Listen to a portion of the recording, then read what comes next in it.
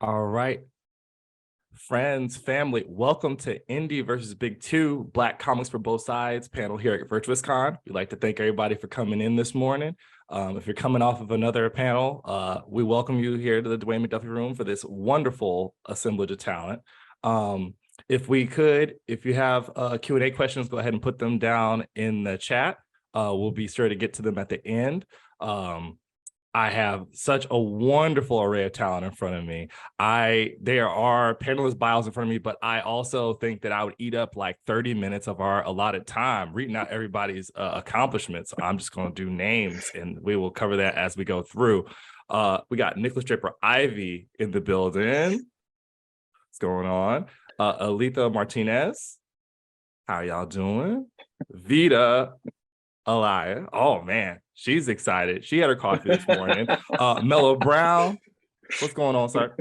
And Brandon Thomas joined us live from Cloud City. Hey, how y'all doing?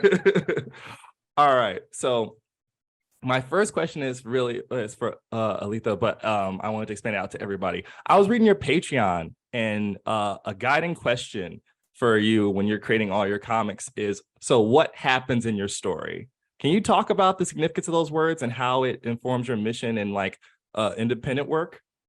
What? You just throw me in the deep end like that? And actually created things that they published and got out there in the world like excellence and all these beautiful stuff. You're talking about my little tiny thing. Alitha, we're here to see you. Barely get off. Stop yourself. Stop yourself. Stop it. I can't take this. I can't even remember the question. It's what you shocked me so much. How could you do that to me? I feel thrown under a bus. I can't do this. Now, you should ask me about Marvel and DC. There.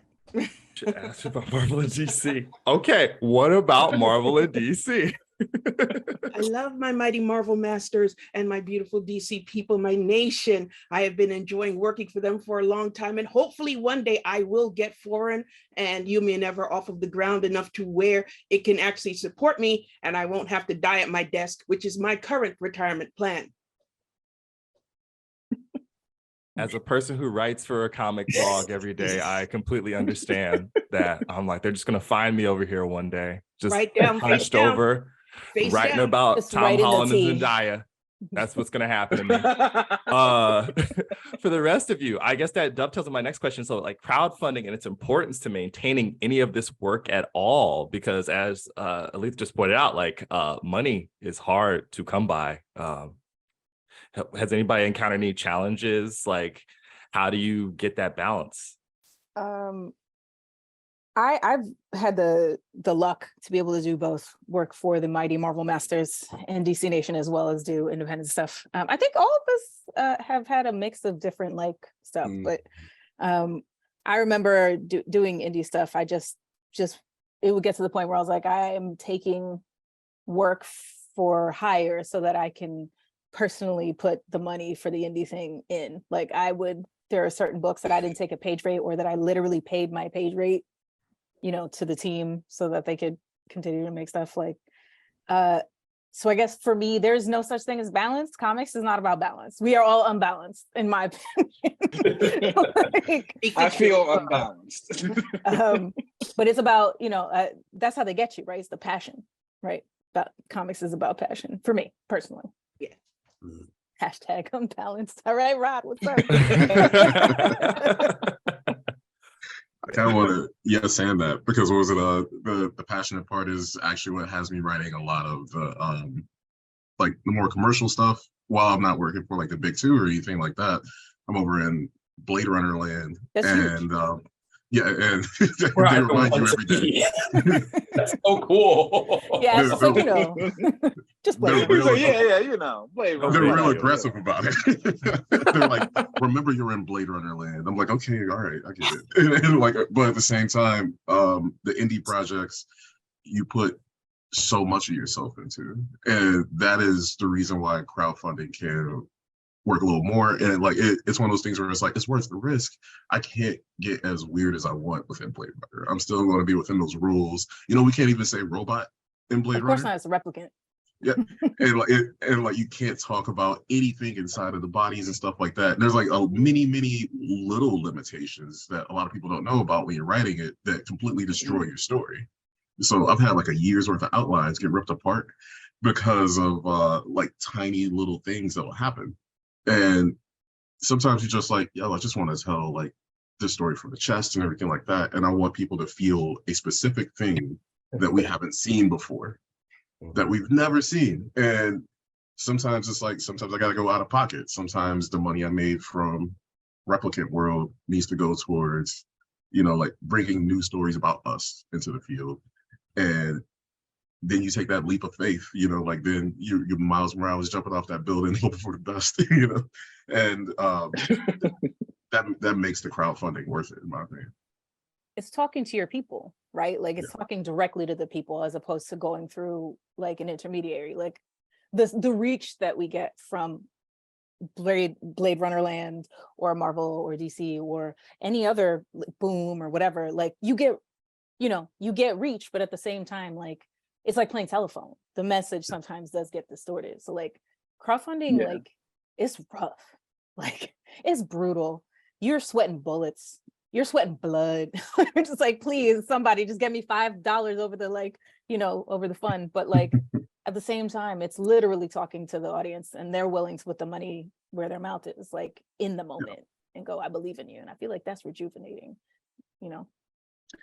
Yeah, I had with Excellence, it was interesting because the book launched in the kind of traditional way, the direct market, and it still is, but essentially what made us go to Kickstarter for a little help was because frankly, COVID basically destroyed our book and our kind of sales trajectory, where for the first 6 issues coming out through the direct market, we were a very solid, successful indie book. And then post-COVID, we were a, struggling, gassed out indie book. And that is why we went to Kickstarter in the first place, to basically to make sure that we could actually finish the book kind of the way we wanted to in the amount of issues that we had always planned to.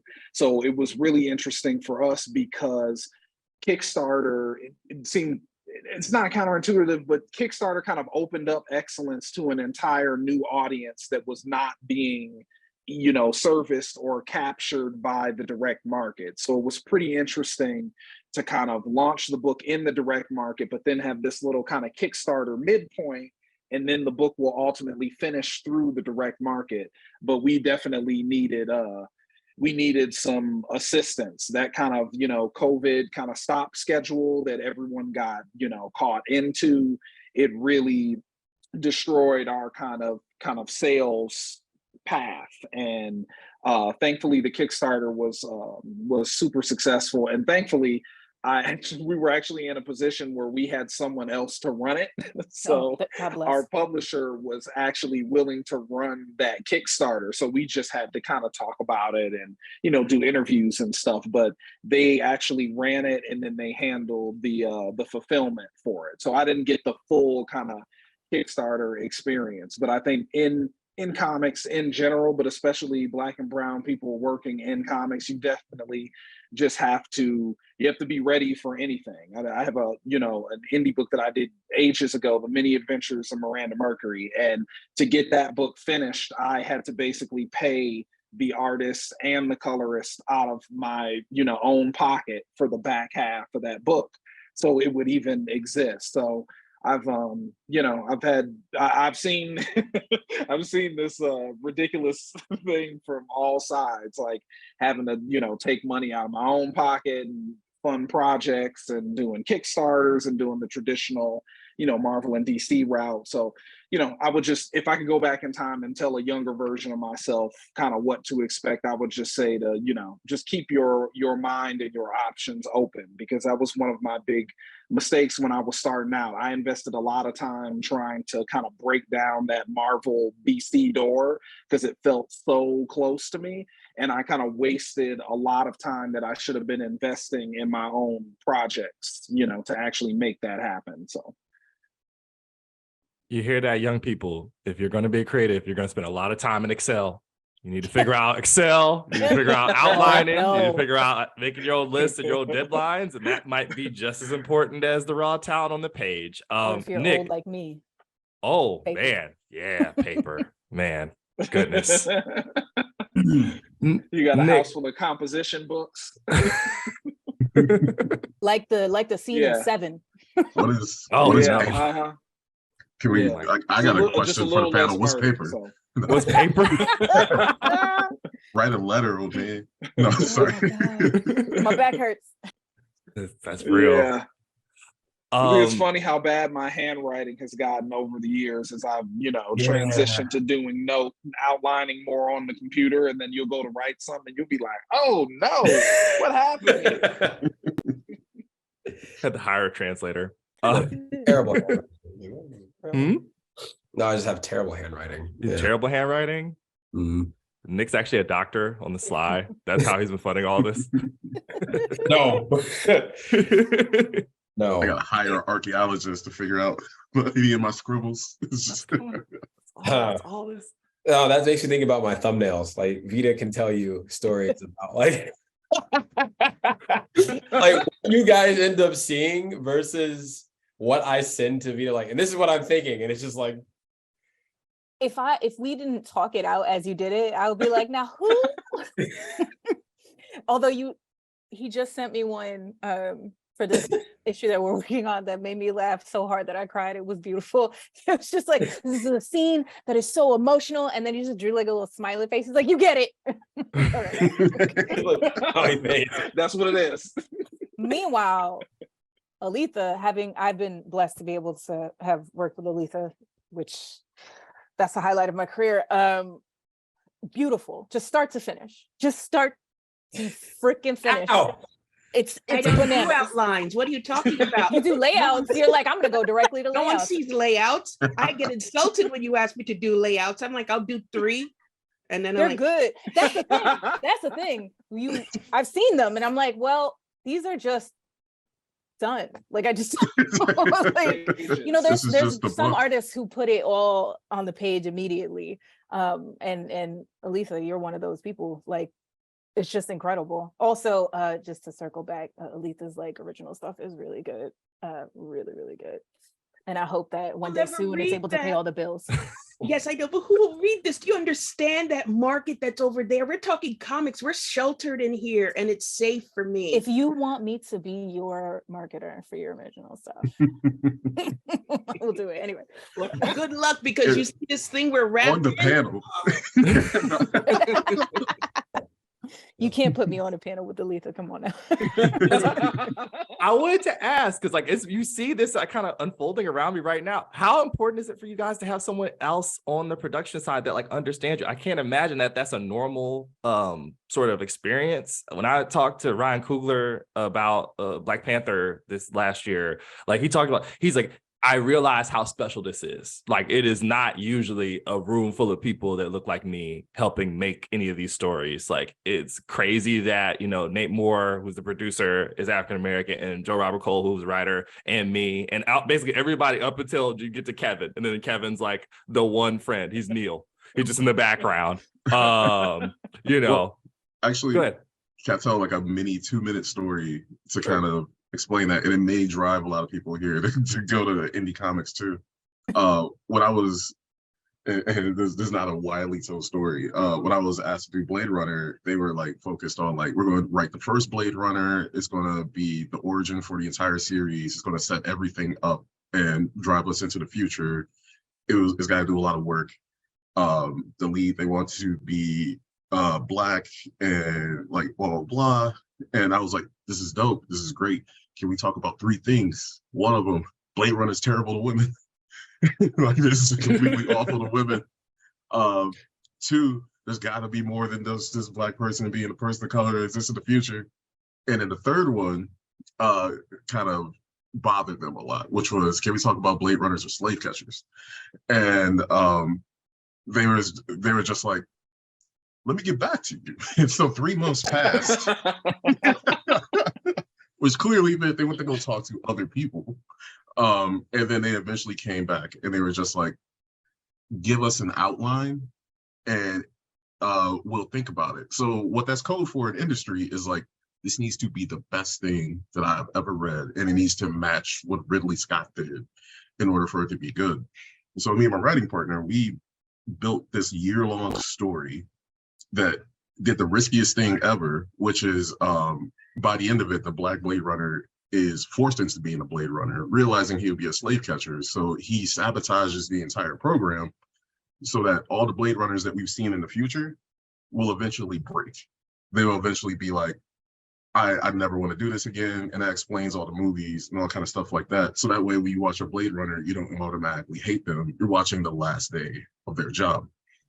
And because of this, it is so hard to get anything original out there. And you're asked of these things. And when you are building something that's dope from the foundation with all those problems, without any of those problems before, it means that much more when you make it. So it is a lot of compromises, a lot of battles, but because I wanted to do something like that, it took me like 8 months to get paid because I went through the process of that interview and then building that outline and then making the outline with like, my goal was like, I'm going to be better than Ridley Scott.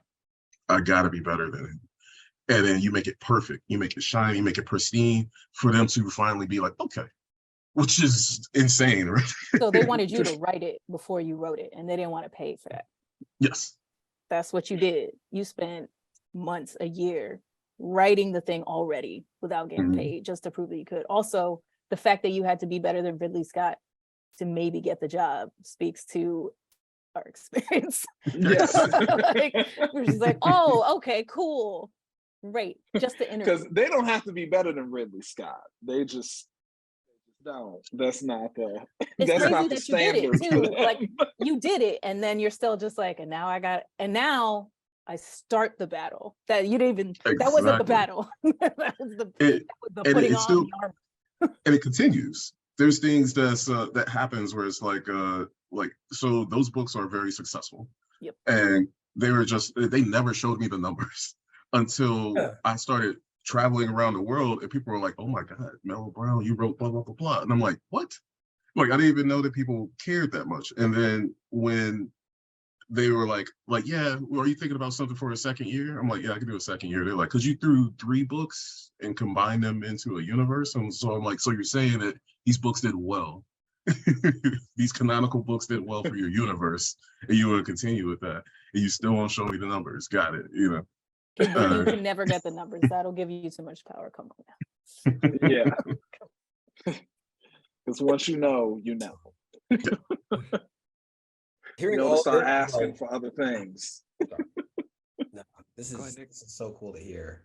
Like if we didn't know how much I love Blade Runner, so I'm hearing it like Nick and I have had almost physical fights about Blade Runner. We do. Like it's like we're both Blade Runner fans, and we both will like get into the weeds and things. Like, oh no, but that's why, because this and that. You're supposed to hate that character because it's like, yeah, but like I will send Vita whole video essays on Blade Runner.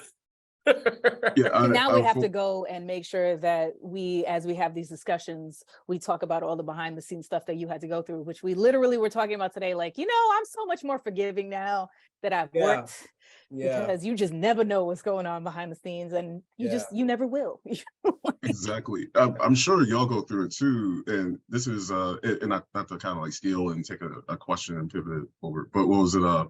One thing I've had to do, and tell me if this is something y'all have to do at like DC and Marvel as well, is like in order to get anything through, I've had to jump on this Zoom call, and then like I had to give a passion speech to show them what they've been missing about the franchise. Like I remember there was one particular one where being like Nikolas, you said you're a Blade Runner fan. When Pris gets shot in the original movie, and she's about to die, she doesn't spend that last moment attacking Harrison Ford. She's like kicking and screaming on the ground. And I'm like, I'm just like, she could have attacked him and won with all that energy she had in the moment, but instead she was infuriated because she was literally in a moment of discovering her identity and losing herself in that moment in a system that will never let her go and be free.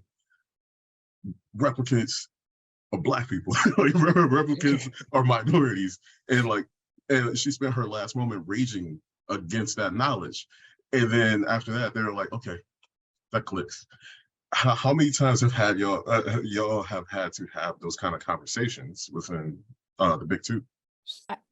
I mean, And this is Alitha for can talk everybody. about this because Yeah. Alitha does this with grace, where she's just like, okay, I will incorporate your ridiculousness and I'll keep going and I'll make it better. But I feel like all of us have to be lawyers and philosophy professors. Like, all right, here's my logical, written, formal argument for why Black people exist. You know, one of the things though I will say, and this was working on Nubia with Steph and Alitha, one of the things that was really nice is sometimes you have editors that really do believe in what you're doing, even if they like don't have every single amount of power to make everything happen. So like I've had like working with Brittany on that book was great because we'd be like, can we give her the big hair? Can we do this? Can we do that? Can we? And she was like, yes. How do I argue for this? Like, so it was like, let me be, you know, your accomplice in getting this through. And Brittany's white, Brittany's not Black.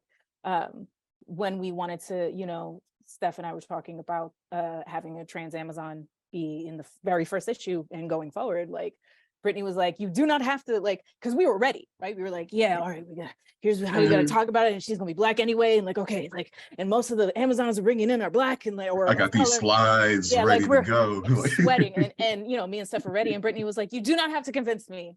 I'm already cutting it off. You don't have to do that. If there are things that you want me to say, if questions come up, I will do that.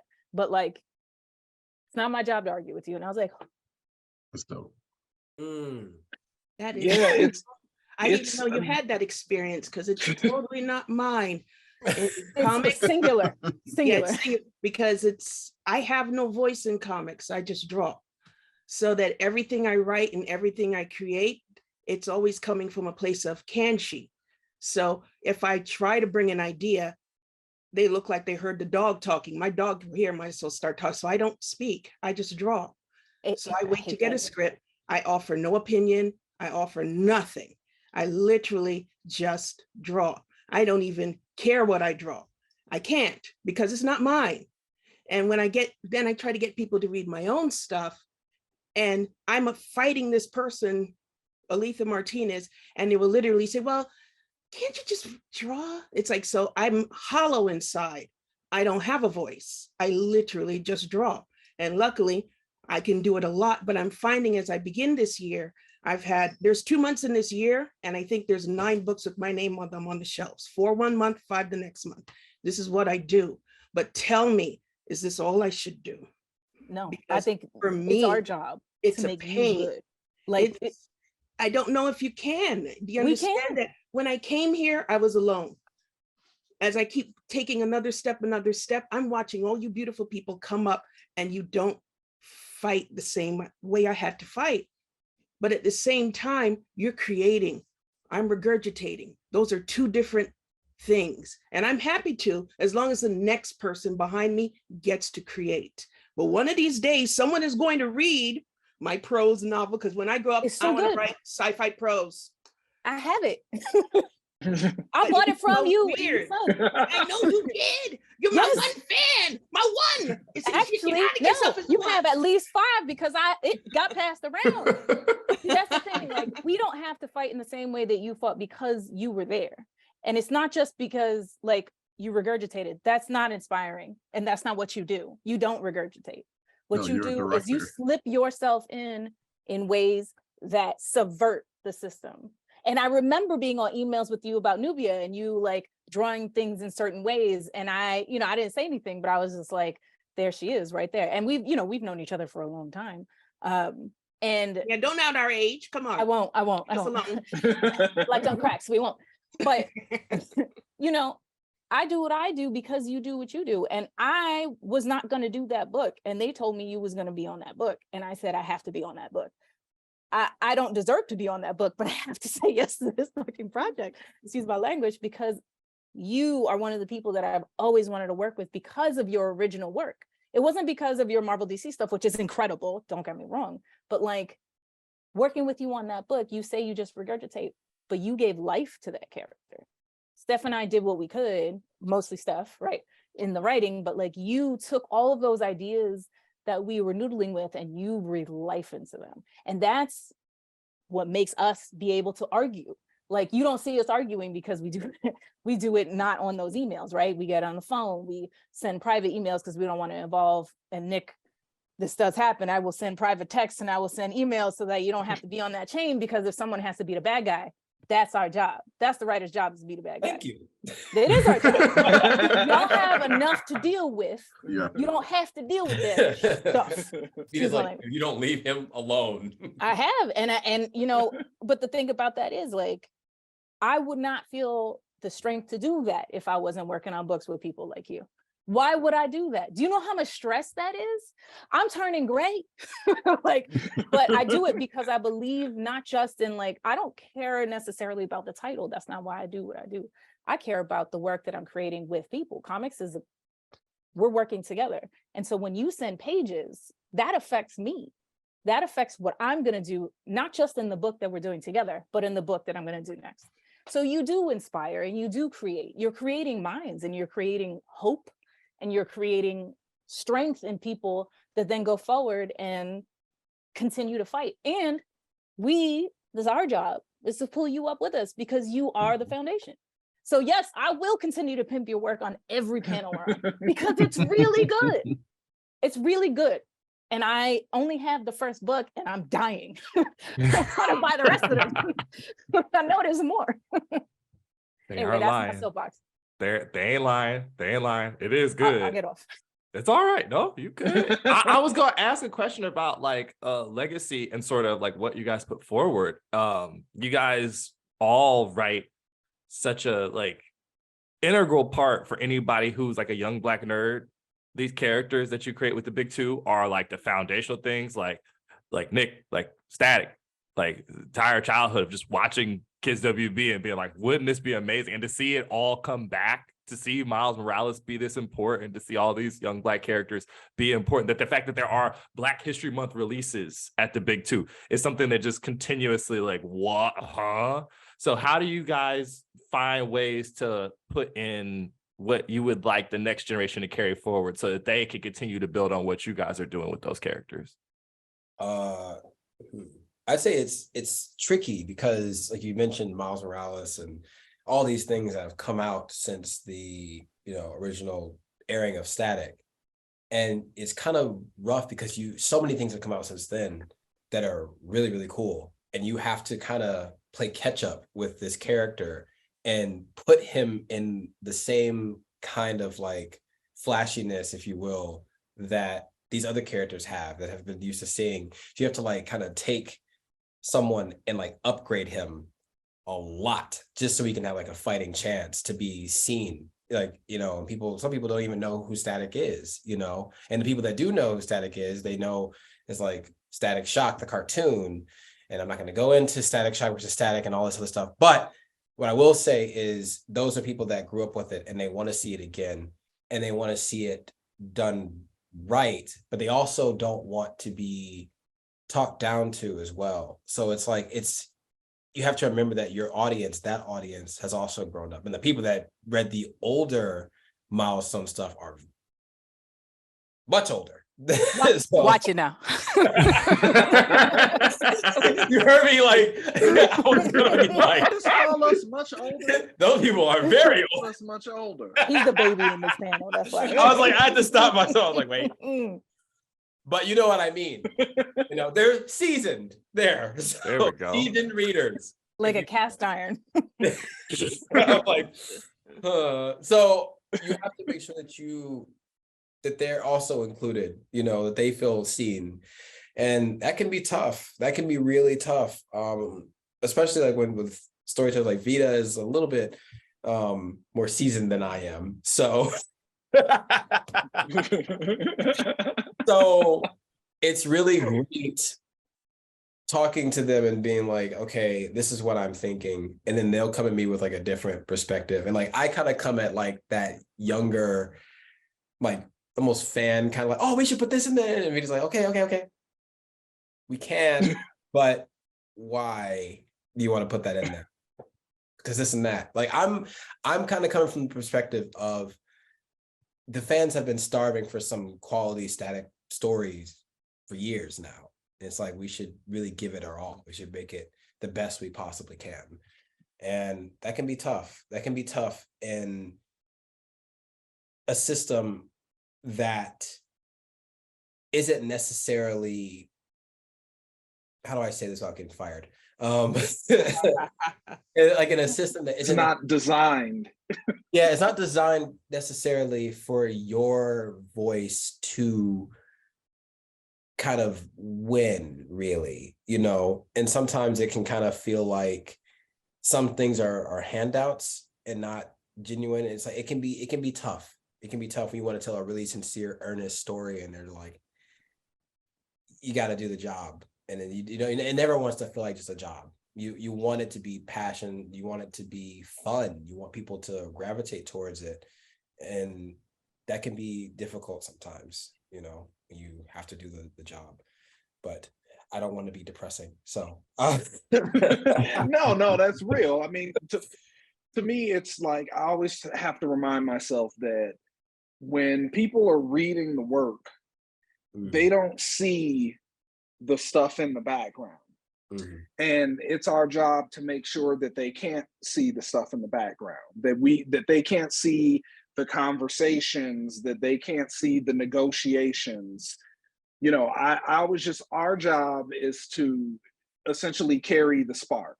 So whatever it is I'm doing, I always try to keep in mind something I do in this book, something I do in this issue might spark the next whatever, the next creator, the next writer, the next, you know, artist. And that's totally my goal, like with static too. I'm like, right. It's like however I can get there, I'll get there. Because on the page, you don't see that. On the page, you don't see that, like, oh man, I had to argue 3 or 4 days just to get this page, like, you know, in the book. You know, we had to kind of finagle this, or I had to change it a little bit to soften it, you know, soften it just a little bit, just to get it in there. But the audience doesn't care about that. And that's, you know, that's our job, is to take on that burden, to take on those conversations and those negotiations, to just get them the thing that they want. I mean, I had an issue, I was doing some Future State stuff for DC. It was like the first thing I had ever done for DC. I did Future State Aquaman, Future State Outsiders. And I had been kind of, it's a long story, I won't tell it, but I had been kind of basically blackballed out of DC for a very specific reason and around a very specific person. And the minute that obstacle was gone, they were basically in my inbox, like, all right, it's time to come back now. But even still, I had 4 issues, and I was just like, this will be, you know, I wrote a fill-in issue of Robin like in 2007. And I thought that was going to be like the launch pad for me at DC. And I didn't write another thing at DC. It was like over 10 years. And so when I kind of came back, you know, I had these 4 issues, and I was just like, okay, I'll write these 4 DC issues, and maybe it'll be another 5-6 years before I work there again. And it all kind of culminated. There's the last page of Future State Outsiders 2 is the Signal, who is Duke Thomas, you know, young Black character that I got to do some really cool stuff with, in this kind of like lightning version of Black Lightning. And it's the last page is them staring down the Gotham cops who basically have guns like trained on them. And it's basically like Duke Thomas daring them to shoot them. And I was like, there is no way they are going to publish this. Like, there are no way they're going to publish this page. Like, I put it in the first draft. I'm like, there's no way. Like, they're going to make me kind of soften it down or take it out or whatever. Like, there's just no way. And I don't know what happened. It was just, you know, it was just the moment or whatever. But they got to that page and they just like hit the roof. And they were just like, we love this. This is what DC needs. I'm like, are you sure? Are you sure it's what DC needs to, you know, because sometimes when you're writing for the big 2, you know, I put things in scripts like on a dare. Like, I'm just like, there's no way they're going to there's no way they're going to publish this as is. And sometimes they don't, but a lot of times, you know, I've gotten lucky and I've actually gotten things like that through. And it's basically like one of the, like, I look at that page in that moment and I'm just like, the kind of the version of me from 10 years ago who got froze out of DC would never have even put that in the script. Like, I wouldn't have even attempted to kind of push that through.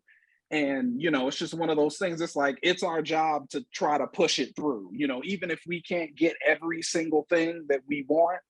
You know, there are moments, you know, sometimes you can get lucky, sometimes you just never know. And that, I was gonna say that makes me think about with Vita, because Vita will, like, if when writing, like, we'll write something, or like I'll write something and then I'll ask Vita, I'm like, do you think this is too much? And then Vita will like be like, no, actually I think we could do even more. And I'm like, yeah. Like, there's like a meme, like the Doge meme, the swole Doge meme. Like, I come to Vita with like my silly idea. I'm like, and then Vita's like, let's do this. And I'm like, oh, okay. I didn't, you know, and then we submit it and I'm like, there's no way they're gonna, and then they allow it to happen. Like, even like some issues that we're writing, I'm like, this is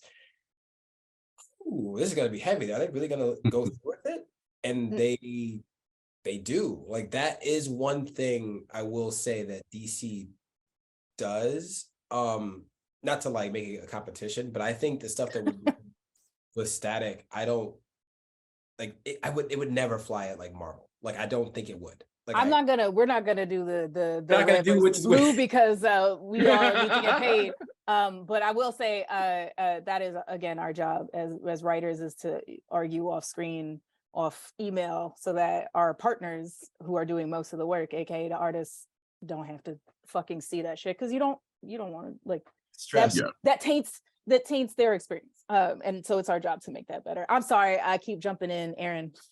Oh, it's so okay. sorry. Can you Listen, they didn't come for me. Yeah, I did. I came for you and Alitha. So Oh, well, thank you. We actually had that weird little question in there. Sorry for the person who asked that question about the differences between Marvel or DC or who would be, and I'm like, I just got to answer. That's not what we're gonna do here. So sorry about sorry, that. I didn't mean to. Whoever. Oh, asked it's I can all add right. something to It's that okay. that I've noticed. I did my job. Yeah. Alitha, please. Yeah, please do. Please add. Please do. Don't get fired, Nick. Oh, no. I Alitha. don't think you can't get fired that easily just because, you know, your longevity. It's just about being here for people. But I've been here long enough and jump back and forth between the companies. I don't really live anywhere. I'm just here for a while and I go over on this side and come back on this side.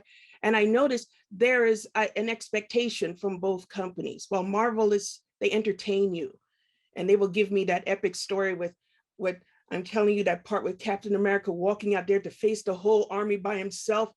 They could have just showed me that last 20 minutes of the movie and saved me 14 long years of my life. I don't want to repeat, just give me the last 20 minutes. They give me epic, but DC gives me that bigness, that thing that goes around the world, and you're able to draw that Superman S in the sand and they recognize it. Because there's a morality that I expect from them. There is something I expect you to reflect my world. And they have been rising to the challenge ever since I was a child. Coming as an immigrant from coming outside the country, I didn't know the context of these stories. I didn't hear them till I got here. And even then, my family's like, no, but they knew who Superman was. They didn't know what he did, except he stood for truth, justice, and American way, and he was probably from a different planet. But other than that, they didn't really encourage this. But every time I even hear the opening of like Justice League Unlimited and that big sound, it makes me feel like what DC should do. I expect you to reflect my world. You are my nation. You have to show it to me. And every generation, it gets stronger and stronger. So while I love Marvel and they continue to entertain me, and yes, they're standing up now with Black Panther, that the expectation of DC is always that you will show me my face. Somehow you will make it so that it relates to me. No matter where I am in this world or what I'm going through, you will give me my hero. That's very moving. All right. That's it. Yeah. I'm Hell like, that's it. Hell yeah. So we wrapping the panel? Well, all right. What else needs to be said? Okay, I'll have to ask a couple of questions from the fans here. So there's been this talk. I want to give Correct attribution. Shantae Smith asks, do you think there is more creative freedom working with Marvel and DC as opposed to an indie publisher like IDW or Dark Horse? That there's some skepticism on some of these faces, dear goodness. What is freedom? No. We do not have time, V. You're right. You want the emotional answer, or you want the technical answer? Like I exist in more of a fluid space than everybody else, so I could talk some shit. When you go to IDW, they have a model where I don't know how they make money, where they legitimately will publish stuff that you've written. They will help course correct it if they feel it needs something to be successful. But a lot of that, they leave it on your own and you still own it. IDW is kind of like a dream place to work. And they are working with financial strategies where basically they're just like, in order for us to make money, we probably got to eventually sell this book to Netflix. And that's kind of where they are right now. And so you're kind of writing at this peculiar angle that isn't always healthy, where if you're writing a comic book, write a comic book. Don't write a comic book to become a TV show. Respect the media and the craft. But at the same time, IDW is like, we also want that Netflix money, and we know you do too. And so you have to find that place that's somewhere right in the middle. Where you go to other publishers, and I won't say the names of the other publishers, but some of the other publishers that aren't the big two will be in a place where they are working in a way where they are trying to predict what those companies do, and they build structure and mandates and models around that. And so they're just like, I don't think this is what the public wants right now, so completely knock that out of your book. While at the same time, I'll turn a blind eye to this thing. And so they will have individual mandates that are in reflections of what they think are happening at those companies that may not be true. But it does give you the space to kind of argue as to why it needs to be there, which is exactly what I was explaining earlier. And so even those like mini publishers, yeah, there are restrictions and there are still fights, but it still sounds like, because I haven't worked for Marvel or DC, it still sounds like it is a very different battle from those particular companies. I feel like part of it is when you're writing your own stuff or working on your own books, it's like a goldfish in a tank. Like you grow as much as you have room for, and room is usually money. Right? So like you have freedom of ideas, but like how much can you produce based on your budget?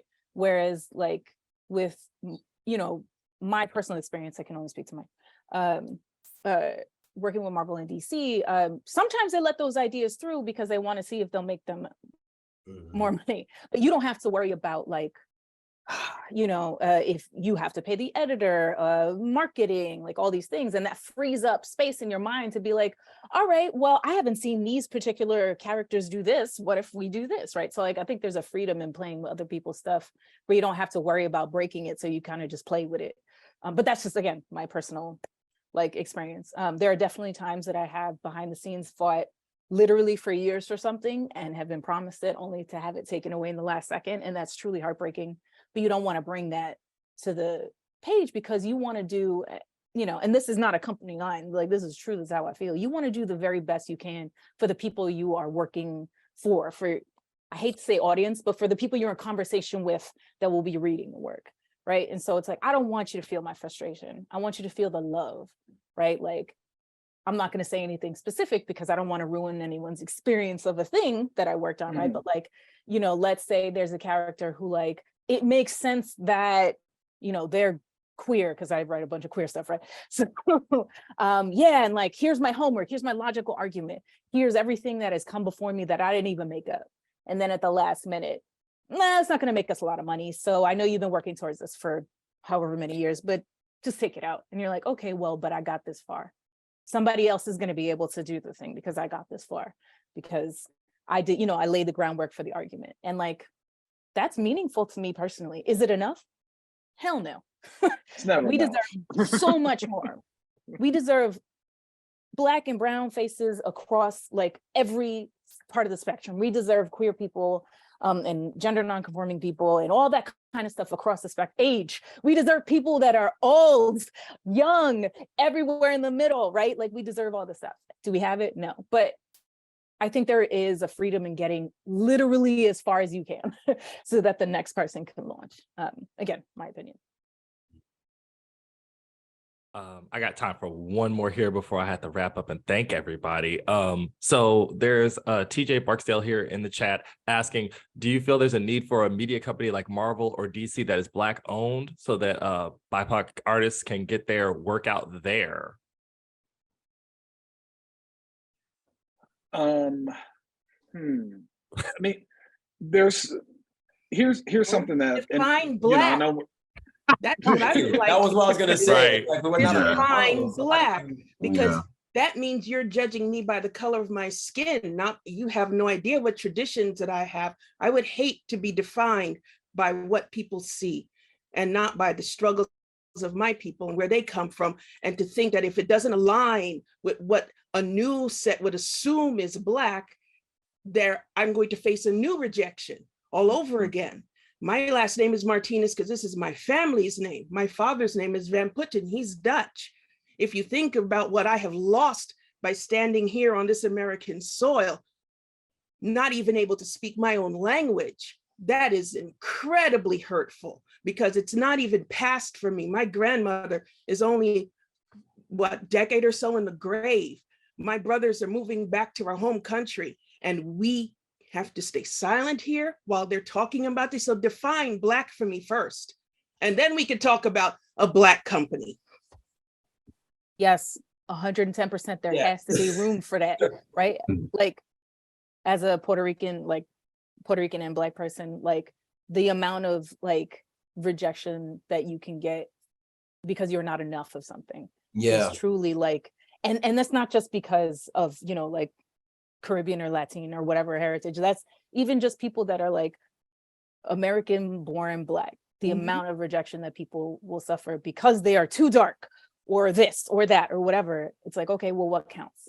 Yeah. I look back to actually like, go ahead.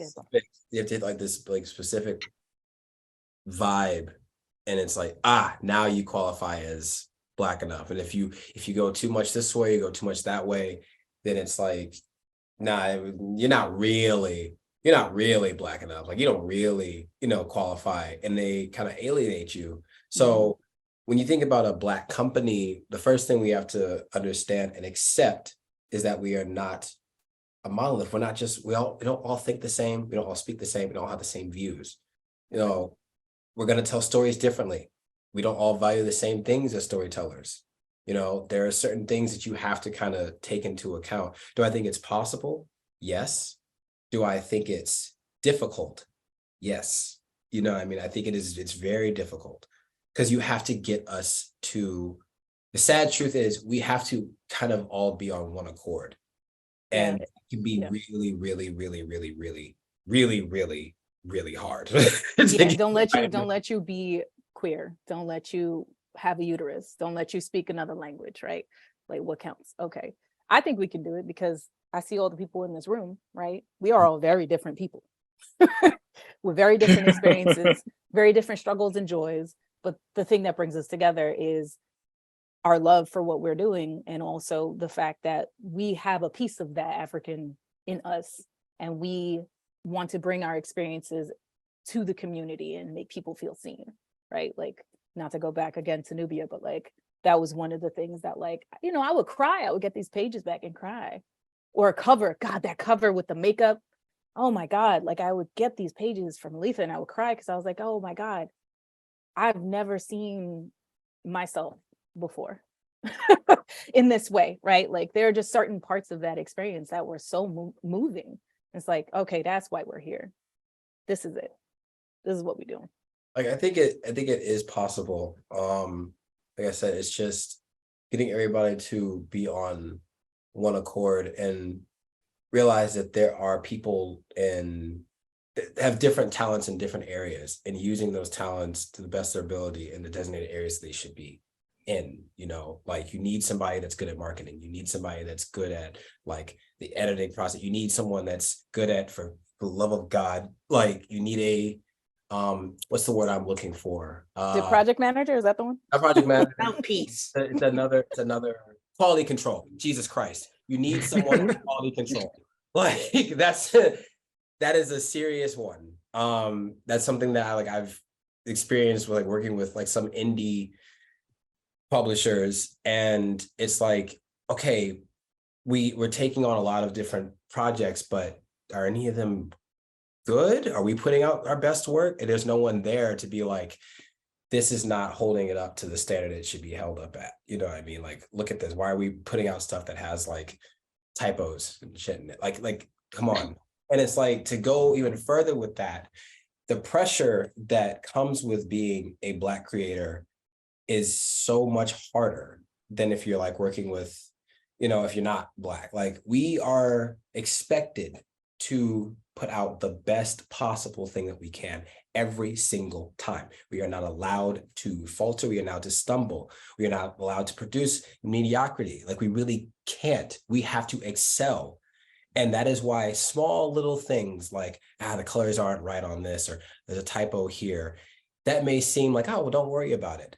But those things add up, and people look at that and they highlight that, and they attribute that to us being Black. And it sucks. It really does suck. And it's like, I would love for there to be a Black company that just is constantly doing like awesome stuff all the time. I know that's subjective, but you know what I mean.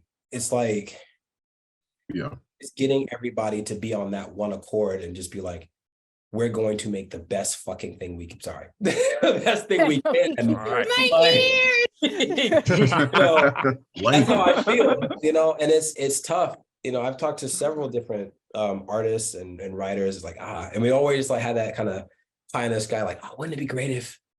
And it's like, yeah, but I'm busy doing this project, or I'm busy doing that project, or I'm doing this, or so and so's in a completely different country right now. And it's like, that can be really tough. But I think it will happen within, like, I want to say within the next 20 years, it'll happen. We'll have a really solid company, because people are getting frustrated. We're getting tired. I think the goal has to stop being to work for other people first. And I think once everyone gets on that, which is hard because you need capital, but once everyone's like, all right, we're going to do that, and we're going to make sure that anyone who comes to us who is vulnerable and doesn't have resources is given resources, then I think that's when that company really coalesces. I would love to see the kind of market shift that would allow a new creator to write from their heart something that they've enjoyed, bring to a company and not be judged, and not bring to any particular company and be good for your kind, but be good for everyone. So I feel that we are not even halfway through this battle, so long as somebody is going to judge what I've written by the name they see at the top. Till the day I don't hear my name is too flowery and ethnic for print. That is a problem that we have to change the overall industry, because without that, you can put as many of these in there as long as we have an establishment that does not recognize you, or only recognize you because you're good for your kind. That is not enough. Remember, we're descendant of conquerors. My people came here. They see, Vita, you know what we are. You know why? My people are from Spain. Spain left. They have two things they exported. They literally racehorses and Martinez's. So they crossed the water, found Honduras, saw these people, and this is what we come from. This is how it is. We have to stay in the big two, in anything that can change this industry to where, when we're gone, this new creator can walk up and say, here, read my work, and not feel judged or feel like, oh no, it's not going to meet this ridiculous criterion that no one will ever meet. If you're not, you know who. I agree. I feel the same, and Alitha put it in a way that's way more elegant than what I'm about to say. And what I say is also very controversial. It doesn't represent the companies I've worked for in the past. I am always going to go with the spook that sleeps by the door method. And what I mean by that is that in order for those companies to exist and for those things to function, you need someone who is already inside those companies, kicking down doors, making big sales, making big moves, and making those sacrifices, so that way others can walk. it is going to be a lot of the terrible stuff of feeling like am I selling out to this company? Or it's like, no, I'm actually fighting heavily so that way I could put these better, like I could put these amazing stories in these companies for characters that I don't own, so that way characters that I own and others own can exist. When Black Panther came out, Black sales on comic books were going through the roof from all walks of life and culture, but that's because Ryan Coogler had to fight within that system for years in order to get to that point. And it is getting like dragged through the mud and then celebrated while you're still putting band-aids on. And they're like, you want to come back and do another? He's like, I guess, you know, like, and that is necessary. There is going to have to be someone to do that. And then you slowly limp away and you take what you have left of like the ideas that you held on to, that you left in the Google Doc 3 years ago. And you're just like, I'm in a place where I could actually make this because I had to go through all those issues. And that is the method that I have to work with, because and like, remember that, like, I'm going to continue to take these draggings and I'm still going to write the best of my ability and give them something that's undeniable in terms of quality. And then next thing you know, like an investor come up and it's just like, what do you want to do? Or another company comes up and it's just like, what do you want to do? And then that's the question you've been waiting for that person to be like, to give you that opportunity, but make that opportunity for others and to pass it down to others. And then you do get that legacy afterwards. So yeah, spook the sleeps by the door is how I function. Got it. I'd like to thank everybody on the panel for coming through and for explaining their expertise and sharing all this wonderful, wonderful time. I wish we could keep going, but unfortunately, got to get out of here. I'd like to thank Best Jacket Press for sponsoring VirtuousCon, and I would encourage all of you to go buy something from the vendor show floor that you can find in the chat. There's so much cool stuff. I will be going and getting something to support. I thank all the panelists for giving their time, and I can't wait to see more of y'all work, because there is so much talent out there. So thanks, guys. Have a great day. Thank you for having us. Thank